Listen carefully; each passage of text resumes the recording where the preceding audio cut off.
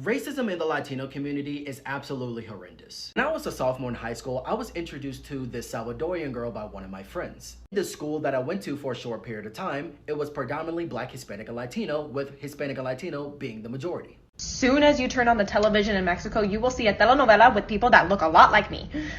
But that's the problem, isn't it? Whether we identify as white presenting, white passing, or even just a white Latina, we benefit from the colorism that is so prevalent in our community. So Afro-Latino gets on here and states that he don't know why the other Hispanics, the Latinos are discriminating against him. Like, hey, we're both Latinos, but they're giving the ideal looking Latino more hours. They're cutting his hours. Let me play it right quick. And I'm not gonna lie to you, the most prejudice have been the Hispanics, or Afro-Latinos just X'd out as well. Like, that shit is fucking with me really fucking bad. I'm at the site and it's like I have to beg for hours because I don't look like the picture perfect fucking Hispanic. And I don't think they get it.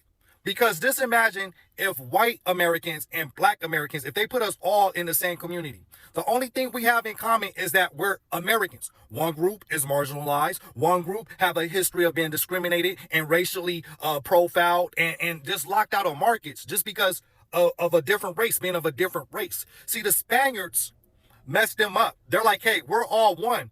And the whole thing about being all one, they wanted to breed out the indigenous and black people out of the gene pool. Hey, we can't discriminate against you if you no longer exist. You get it? But if you look at it, they're just excluded. Like, Latinos is one group and they're a completely different group. The Afro-Latinos and indigenous people. They're excluded from that community. I don't think they're processing it. Everything is based on race. You're sharing a community with your oppressors. And if you look at the Latin American countries, the people that's marginalized in all those countries are black and indigenous people. The proof is in the pudding. Hi guys, welcome back to our channel. In case you're new here, my name is Maren. And I'm Maureen. Right, so in today's episode, you're going to be reacting to videos of Latinos who are coming forward to talk about the anti-blackness in their community. There's one who's gonna be talking about how Afro-Latinos are treated in the job industries by their fellow Latinos, right? And there are others who are gonna be giving the experiences dating people from other races, especially black people, right? So before we talk too much, guys, let's watch these videos and then we come back and talk about it. You can also consider subscribing if you're new to our channel and let us know what you think about this episode. Let's watch. Disclaimer, I am Hispanic. My mom's from Costa Rica and my dad's from El Salvador. So before I get any of those in the comments. But anyway, while we're on this topic of racism in the Hispanic Latino community, I had a boyfriend in high school who was Mexican and Honduran. He was kind of on the darker side, but he would always make comments about how much he loved how white I was. And Lord dump, while we were broken up, I had dated this other guy. He was Hispanic and he was black. He was mixed. And long story short, broke up with him, got back with my ex. Don't judge me.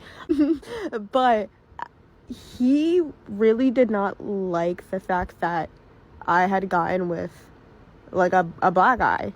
He knew he was mixed, but he only really focused on the fact that he, his black side, he would get angry. He was angry that I had even been with a black man. He legitimately viewed it as if I had been tainted. And something else, they really do not want you to come out dark. People have already talked about if there's there's a dark child, they'll be called the ugly one. And something that happened when my mom was having us, her children, my grandfather was worried that we were all gonna come out darker because they believed Salvadorians are darker. They're gonna come out dark because of him. Mind you, my dad. And another horrible thing to see in the Hispanic community is how much they're willing to kind of betray other Hispanic and Latinos because of their proximity to whiteness. Both my father and my sister are Trump supporters, and they look like me, so it's not looking good. And I think that's another big reason as to why we're seeing a lot of Hispanic voters that voted for Trump and support him, is because that proximity to whiteness thinks they're better than even other Hispanics. They're willing to even betray other Hispanics because they view them as lesser, or like just because they view them as closer proximity to blackness than white. Soon as you turn on the television in Mexico, you will see a telenovela with people that look a lot like me. But that's the problem, isn't it? Whether we identify as white presenting, white passing, or even just a white Latina, we benefit from the colorism that is so prevalent in our community. And no hate to this creator herself, because I love the way she advocates for the Latino community and using that privilege to do so. But that's what we need more of. As a Chicana, I can tell you firsthand how frustrating it feels when somebody says, well, you don't look Latina. Or if you are Latina, then prove it, speak Spanish. Or you're one of those whitewashed Latinas, aren't you? Tell that to my immigrant mom who raised me, you know? Stuff like that is so invalidating. But at the end of the day, we need to recognize who is most deeply harmed by the colorism that we benefit from. And that is Black and Indigenous Latinos. I say this all not to point blame at this creator or anybody else who uses the caveat of media in Latino America and Mexico specifically, but this is to point out the responsibility we have to use the colorism we benefit from to uplift our more marginalized Latino brothers and sisters. And by uplifting, I do not mean speaking over, I mean amplifying, encouraging, supporting, and creating safe spaces where darker-skinned and Black Latinos can feel comfortable being in spaces that can start on TikTok, that can start in conversations about politics in Latino America, and it can go as far as anywhere and everywhere you want to take it. And we must do this all while not upholding a white savior complex, but actively trying to dismantle the colorism that takes place in our communities. Amor y paz, mi gente.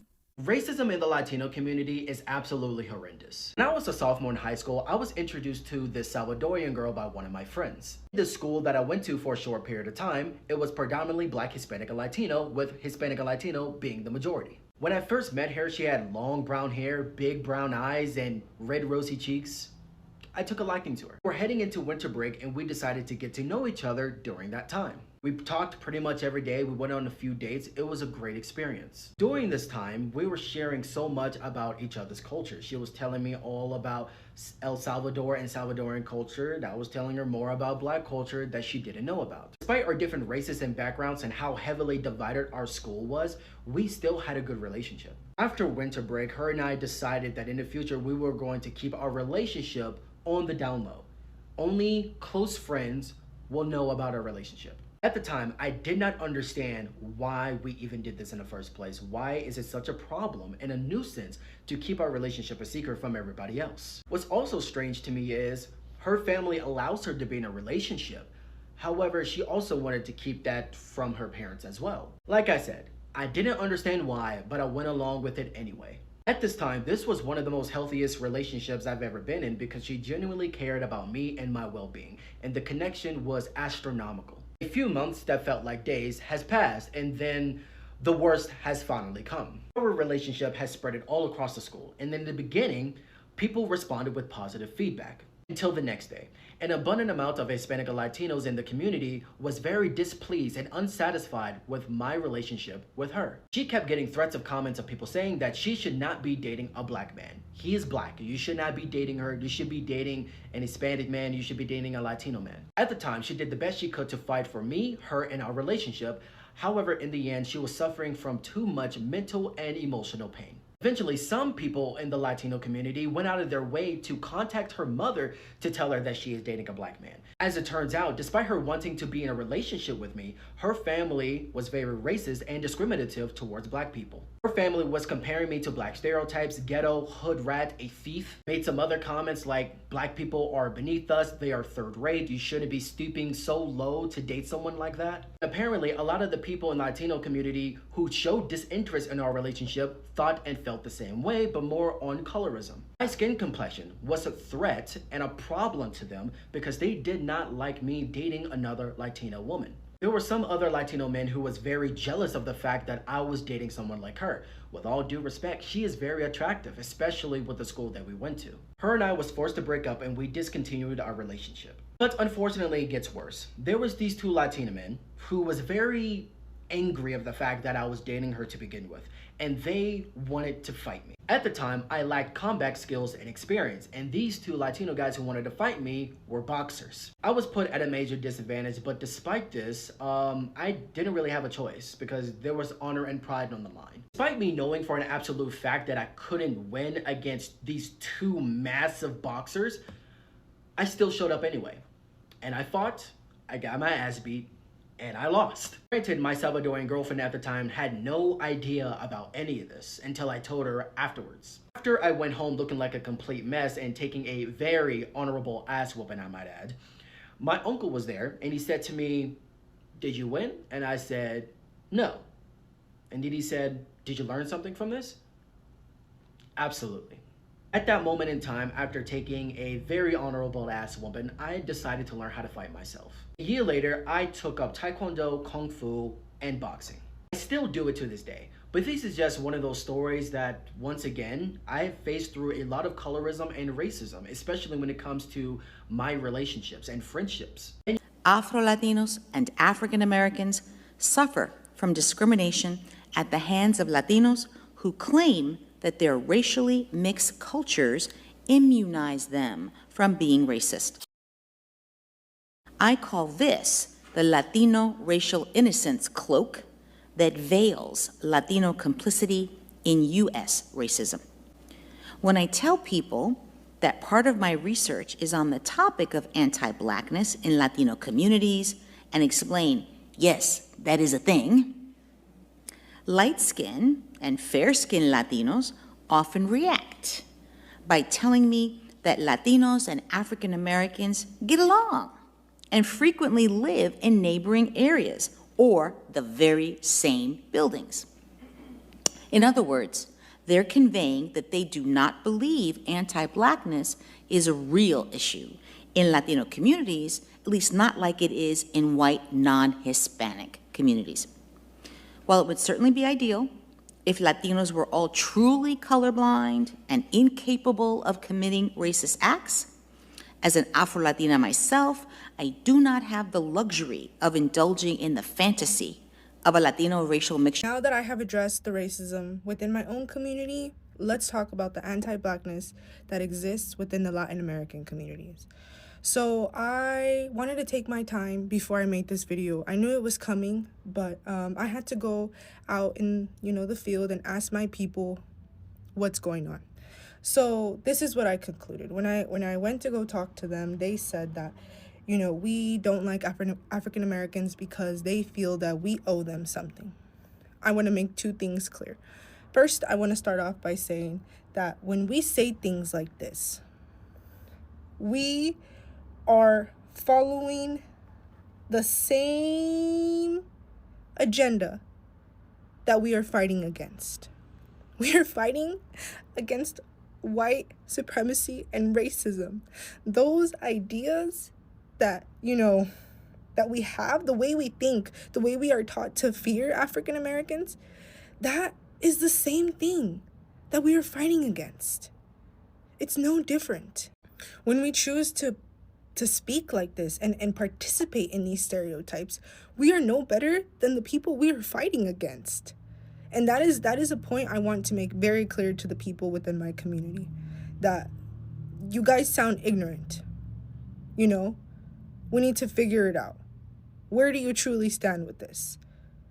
Because, people are right. You can't ask African Americans for help when this is in the real world. That is how they are treated. My second point. Reparations are owed to the African American community. Without them, we would not be able to vote. We would not be able to go to the same schools. We would not be able to sit wherever we want. Let's not forget. They have been fighting for a very long time, since they came here.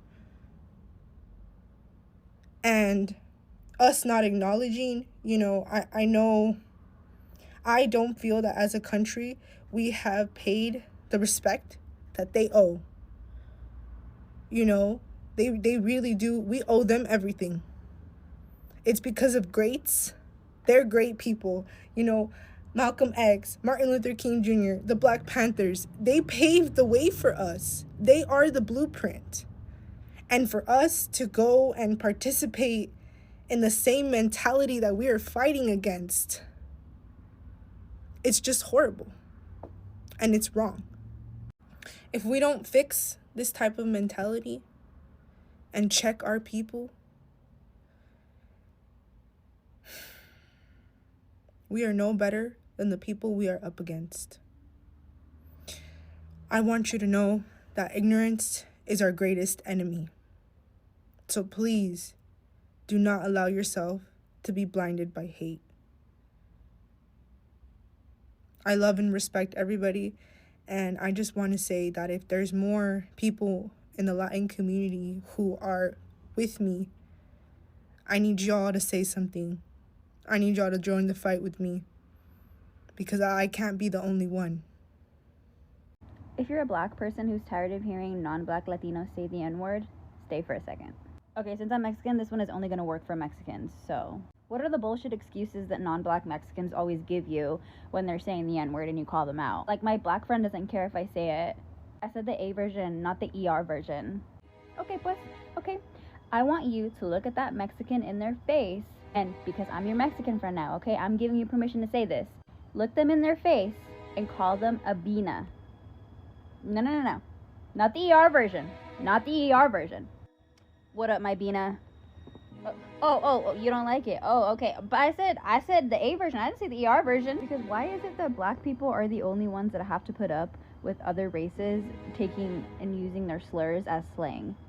Why are you fighting so hard, tooth and nail, to try and say the slang version of a slur? Ask yourself that shit. Oh, you know, because, like, we grew up together. You know, like, I grew up around, like, a lot of Black people. You're, like, 30, dude. The history of that word goes way longer than however you've been alive, how much ever that is. Even if your Black friend gave you permission, that's one Black friend out of every other Black person in this country. Far more Black people are offended by that statement coming out of your non-Black ass mouth than your one friend. And if you're Black, I know you already fight hard enough. I'm just giving you a little bit more ammo. Call a non-Black Mexican who says the N-word Abina today.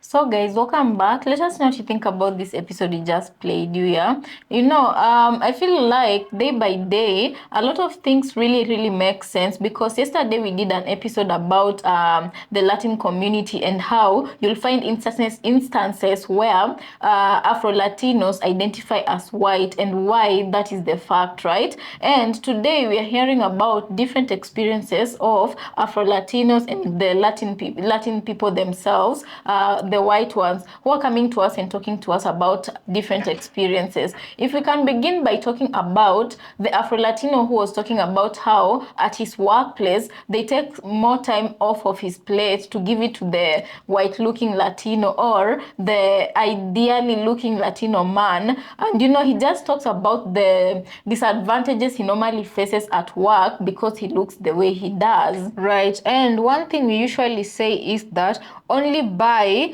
when a person admits that there is something wrong with them or their community, that is the only way that they can effectively try to work towards change, right? Because take an instance of a drunkard. If a drunkard never admits that he has a problem, would he ever see the need to go to rehab?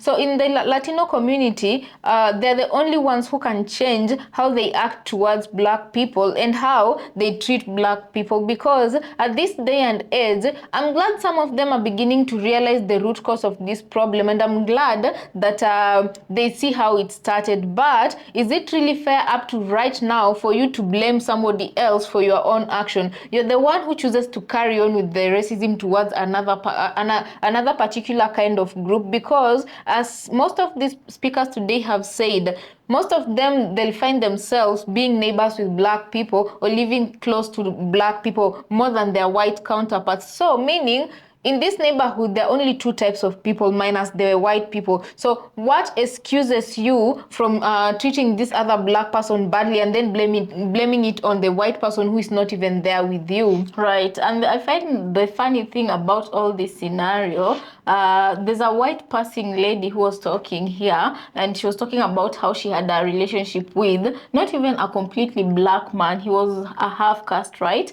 And she said something that I found to be quite interesting. Yeah, she was dating a lighter guy, Hispanic, and she also dated that guy who appeared to be black. And once the other one found out, he was treating her like she was already tainted, and those are quite some interesting things to say. And also, she gave us a window into how her parents, the thinking process of her parents and her grandparent, right? And I'm like, how do you expect to fit in a society where also black people exist, the Afro-Latinos also exist, yet you don't want to acknowledge their existence, you don't want to acknowledge their, like, them being humans, you want to treat them the same way the white man treated black people. It's how you want to carry that and treat the black people the same, forgetting that these people live amongst you. Because like the boy who was talking about the relationship he once had with a Spanish girl, and he had later on what the Spanish girl's family stood for, and the problem is even her friends at school had this thinking process,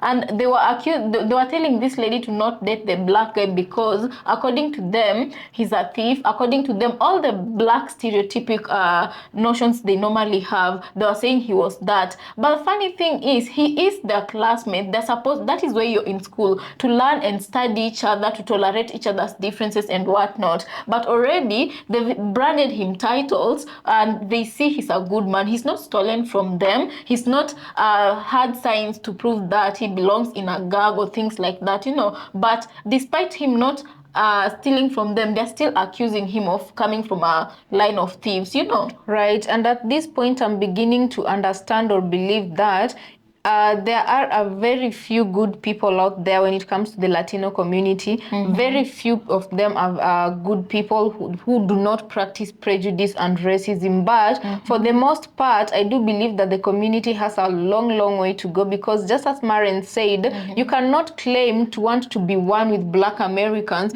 You cannot claim to understand Black American struggles. You cannot claim to want to unite with the Black American politically, while in your own community you don't even recognize Afro-Latinos. You don't take them as part of you. You completely erase them, as someone here was saying. Ignoring them, ignoring their existence is like completely erasing them from the community they are part of, right? And this is where we also say the time they will start treating Afro-Latinos like they exist, Afro-Latinos like they are humans, that is when people will start to believe that they are also ready to accept other groups of black people. Right. And also, I'm going back to the white passing Latino who was speaking. She said something also very interesting, and it's interesting that it came from her exactly, and she said that Hispanics, Latinos, they're ready to betray each other so long as they can be a white adjacent, and that is why gain from being white close adjacent to white people. That is why a lot of them voted the way they did, because they didn't think it would affect them the way it did, and at the end of the day they felt like because they're white adjacent they could benefit from that system, they wouldn't be affected. At the end of the day you forget that white people look a certain way, and like physically if you don't represent that, then when it comes to serving out favors or whatever, you're not gonna be considered, and really quickly you're gonna find out that at the end of the day you're still a Hispanic or a Latino, Right. So guys, let us know what you think about this episode. Also consider subscribing if you're new to our channel, and we'll see you on our next episode.